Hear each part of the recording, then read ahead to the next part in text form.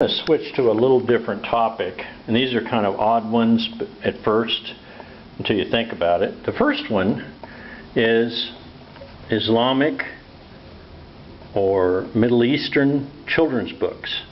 Sammy in the Time of the Troubles. It talks about children growing up in, and it may be Beirut, but I can't remember the exact city now. But it talks about the experience of growing up in a violent area, trying to maintain. And it shows family values, very rich family values. Another one is One Night, A Story from the Desert. It's a beautifully illustrated book. And it's got, when a Tuareg boy knows the star in the northern sky, the joy of freedom, the power of the desert from his grandmother, he goes to his father to learn more.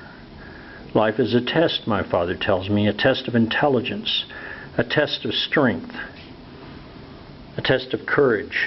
To pass all tests is to pass to manhood, to wear the turban. He listens for his friends to say, your boy is smart, your boy is good, and he teaches me. Talks about growing up. These are Bedouins, literally living in the desert. Talks about Ramadan. Now I have a book on Ramadan, but I don't see it right now, but it's somewhere around. Another one is the 100th Name of Allah, actually. And it talks about a boy and his relationship with both his God, his nature, and his camel. Beautiful book. I just love the illustrations in there. It's very soft and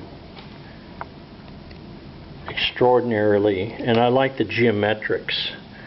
You see this is very common because Islam prohibited the human depictions of a human face or body, so people would use all kinds of geometric forms. Kind of interesting, isn't it? Algebra is an Arabic word. And this one is the House of Wisdom. And a lot of negative things are said about Islam, but this talks about the caravans, the spice roads, and it talks about how rich this city was. The great civilized cities of the world during the Dark Ages and Middle Ages in Europe were times of light and wisdom and intellect in the Muslim world, especially in places like Damascus and Baghdad and Cairo, Egypt.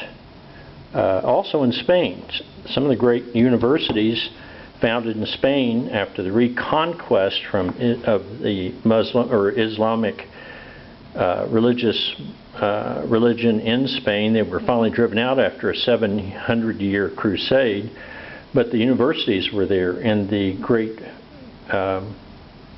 architecture, just incredible. Now, you're going to have people in your school. Now, here's the tough thing.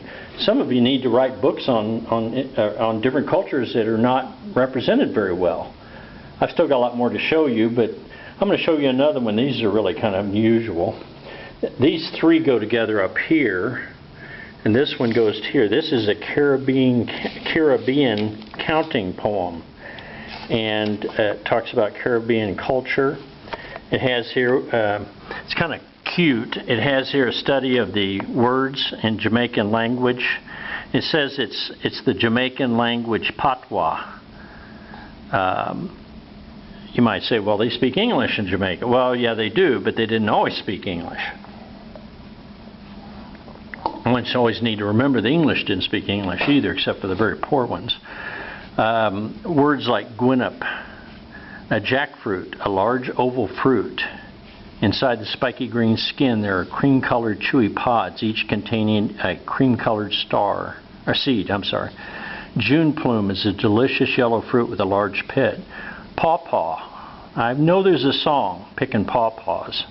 I remember from my youth, but I don't know exactly. Well, it must have been some fruit in the South. People would eat it. The red apples are not apples we know, but instead are a pear-shaped, very juicy and sweet fruit.